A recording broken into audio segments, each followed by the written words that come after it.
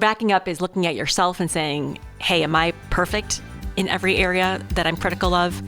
And then backing up and say, what else is going on in this person's life? Yeah. Or what else is going on in that person's circumstances that they might have forgotten, or they might have made the wrong call.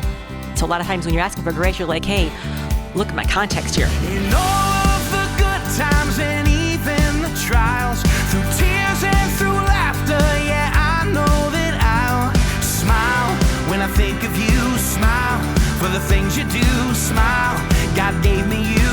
You are a reason I smile. Yeah. This is Behind Our Smiles Pursuing connection, and finding joy. even in the struggle. Welcome back to another episode of the Behind Our Smiles Marriage Podcast. We are Joe and Tara Buchanan. Hope you're having a great summer, and we're so glad to be hanging out with you. Time for summer school. Not that again. Okay, I knew that we were One of coming us into is more summer school. excited about summer school than the other. You actually make it fun, so Okay, good, very good. But the best part about summer school is we still get to hear what makes you smile about your Yes. husband or wife. That's still an important part of summer school. today we're hearing from Paul sharing about his wife, Nakia. And he says, the way she looks at me and looks past all my mistakes and just still stays with me by my side. She makes me feel like I'm not alone. I like how he says, hey, I make a lot of mistakes, but she looks past them. The way she looks at me and looks Yeah. past them. That's a talent. Yes, that's incredible. And that's actually a great example of grace, which is what we're going to be talking about today in our summer school session number 2. Yeah, we're going over the basics. Sometimes if you're not quite, 100% competent in a skill, your teacher says, come to summer school and let's get that down. And it's not to be mean, Joe. We're not trying to be mean to the kids. We're just trying to say, you're not going to do well in 4th grade if you haven't mastered 3rd grade. So it's for the benefit to go back and learn the basics. Well, and I need it too. And if you missed last week, we talked about forgiveness. That was a great episode to go back and listen to as well. But today we're talking about grace. And if you don't say the words summer school, I will have a lot more fun during this episode. Okay, we'll forget that for now. Just saying.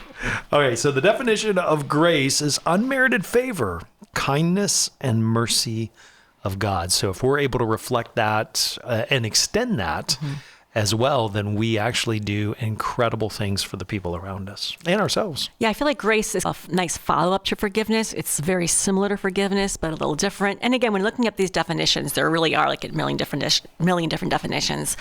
I know growing up, I had this concept of unmerited favor. Someone does something nice for you that you did not deserve. Or like with our Make Me Smile, Paul saying, hey, I make mistakes and she looks past them. Like that is such a beautiful picture of grace. And to be a recipient of grace is a beautiful gift in marriage. It's so good. And so I already know the answer to this question, but you have already come up with the ABCs of grace, right? We got to make this simple. We're trying to make this We're in short and summer simple school. of what do we need to know about grace and how do we begin to add more grace to our lives, not just in our marriage, but our lives in general. If Yeah. we master grace in our life, it will leak into our marriage, Or vice versa. vice versa. And it definitely makes a big difference. So A, if we're looking at the ABCs of grace, is for admit our own need and desire for grace. Well, one, we do need grace because we mess up a ton. Why are you looking straight at me when you say that? Oh, I'm looking at you because you know you said me. the word we, You but know I me. heard the word you. I need grace because we mess up but I think more than that is we desire grace. Like we desire it. Like we want we want someone to look past our mistakes. Yeah. And so we have to first say, hey, do we need grace? Are there other times I make mistakes that I want you to look past? Meaning not like harp on me when I make a mistake. It's so interesting when I am harping on a mistake that you've made. I completely am irrelevant or completely oblivious to my own mistakes. Right. Isn't that funny how that works? Oh, and back to what we said in forgiveness. It's when we receive forgiveness from God and we understand what we've been forgiven for that motivates us and gives us the power to forgive others. The starting step with grace is, hey, admit that God has given us unmerited favor, right? It's by grace we've been saved, our salvation, everything we have is because he's given it to us and we never deserved it. Yeah. And so like that's our starting point for grace is have you received grace? Has God given you things you don't deserve? Has he forgiven us from sins that we committed? And that's our starting point.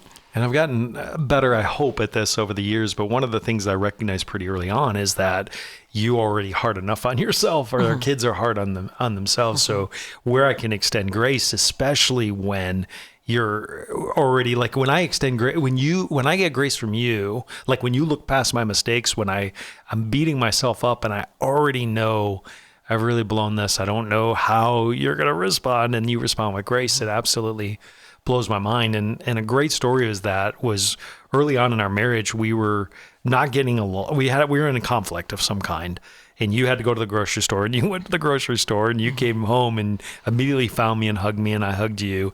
And then I went in the pantry and noticed that you had bought my favorite cereal. And for me, that was such an incredible act of grace, because you were upset with me. You didn't have to do something nice for me, but you did. Yeah. So we admit that we need it ourselves, but also that we do want it. Yeah. We might say, like even, but like, hey, if I did something bad, I deserve it. But like other times we're like, no, I really do want to receive that grace. If it's like getting pulled over by a cop. You're like, okay, yeah, I was speeding, give me a ticket. We're like, I know I was speeding, but any chance you can let me off this time? Like we all want that. So we admit we need it. And B, I think for me, what stops me from being gracious is B, which is backing up. Whoa, just back up a bit and let's look at the big picture. So when you don't back up and look at the big picture, So- that's the opposite is like hyper-focusing on that one weakness. Yeah. Hyper-focusing on that one person's mistake.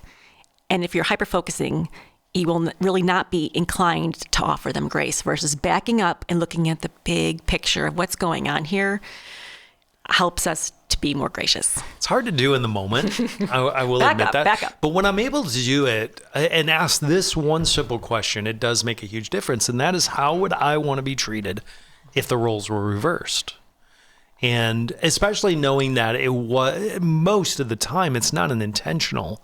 When we're extending grace, it's not like this hurt. It's No. just These an mistakes. unintentional mistake. And so in that moment, when I'm able to back up and not react, when I'm able to respond by backing up and just asking that question, how would I want Tara to respond if the roles were reversed? That changes. It just changes so much. I wish I could get there more quickly, more often, but I'm working on it. The other part of Thanks for backing extending grace while I work on it. the other part of backing up, I think, is twofold. One is saying, what's this other person, let's say, like, look at the whole picture here, right, of what's going on with them. But for me, backing up means, have I ever made a similar mistake?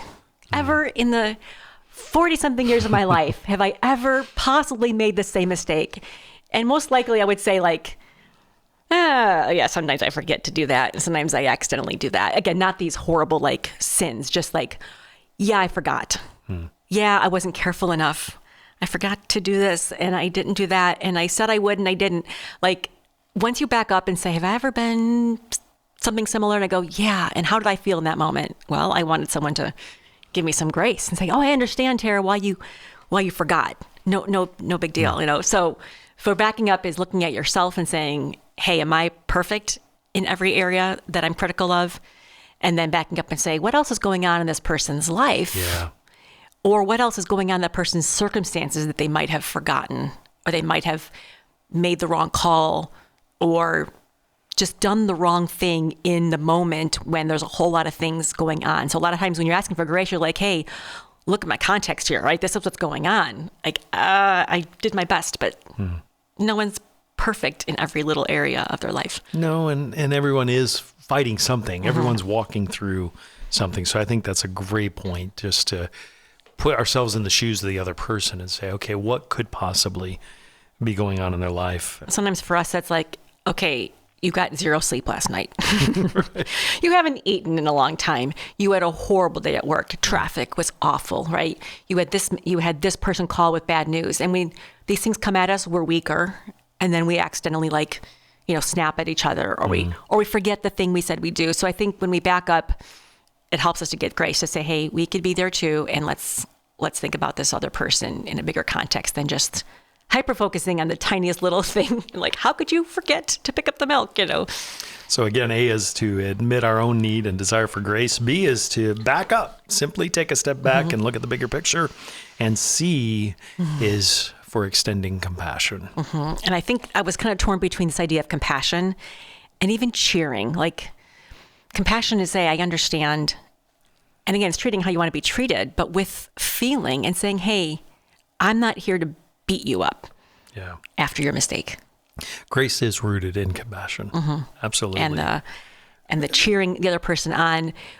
Because And- the opposite of that is criticism, which is what I think comes naturally as Yes. humans. So we have to take that step back and step out of that natural reaction to a response. It of is. And I compassion. think grace is still like a habit you have to kind of form, because I think our natural is hyper-focus and criticize versus saying, let's have compassion to the person who made this mistake. Again, these are just human mistakes. And, you know, Joe, I'm working at a new company now, Rainbow Resource, which sells homeschool materials. And one of the products I saw that they carry was these little like social emotional learning cards for kindergartners. And it was really cute, like learning to identify your feelings. You know, how do you feel when this happens? And, you know, does it ever bother you for this? And just going over these basics. And I'm looking at these cards going, these could be good for adults too.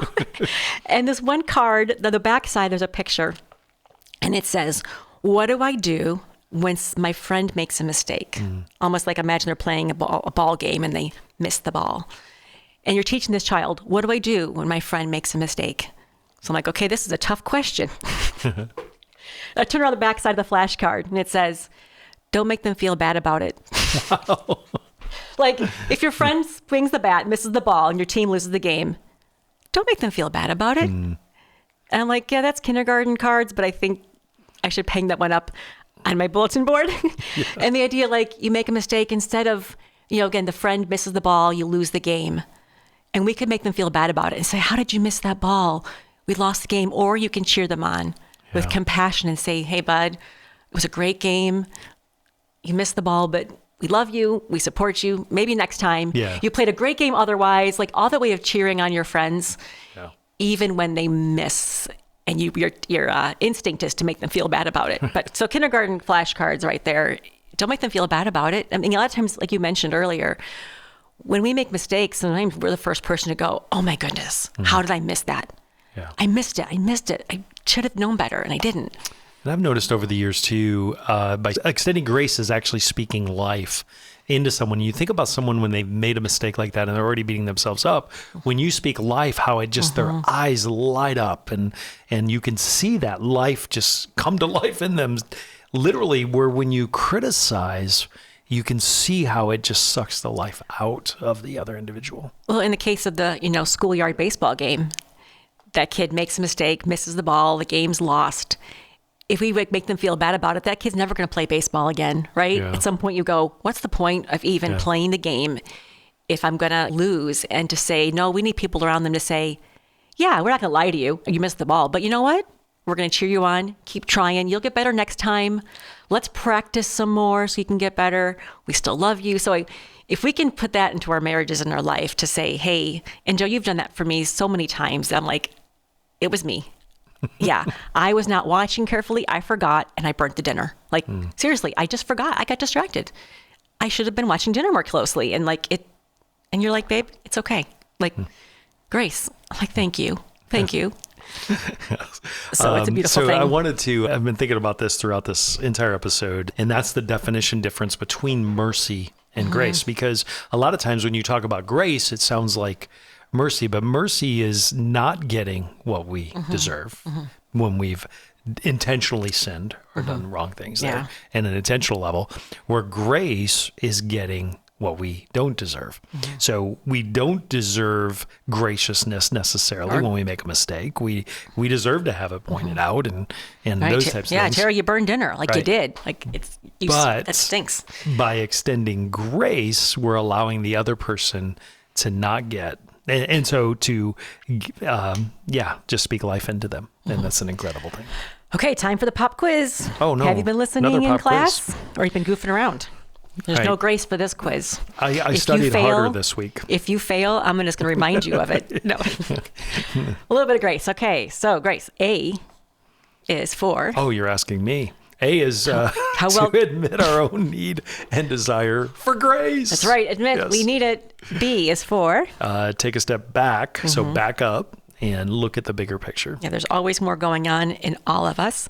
And C, there's two Is- answers that are correct. Will extend compassion, being the C word, and to cheer the other. Cheer the other person on when we make mistakes. So there we go. You got Not cheer 100 them on in their mistakes. No, but cheer them on saying, Speak like, life, this mistake yes. will not define you, Right. right? This Yes. mistake will not define who you are and how I think about you. Keep going. You had 100%. You're doing great at summer school, Joe. I'm really proud of you. I'm studying. So I think the takeaway this week, your homework, if you will, is where in your life do you need to practice grace? And here's the wonderful thing about grace: we do not have a shortage of opportunities to practice. Yep. It is And all your around drive us. home, right? you will need to extend some grace. But think about what area you may be hyper-focusing on that you need to back up and offer grace. So We'd love that's to hear it. from Summer you. school's over. Yeah. Go outside and play. We'd love to hear from you, as maybe you have some thoughts and ideas of things that we've shared. Maybe you have a story you want to share with us. Maybe you want to share what makes you smile about your husband or wife. Please do that. You can email us anytime, Tara, T-A-R-A, at BehindOurSmiles.com. Thank you for doing that. And by the way, thank you for those who do share stories about how God is working through this podcast to impact you and your marriage. We appreciate those, and we pray for you every time that we hear from you, and those stories do make a big difference, and they're very encouraging. So thank you again. Thank you for your 5-star rating. Huge. And thank you for your review, especially if you're on Apple Podcasts. It's a great place to share that publicly. But thanks for hanging out with us today.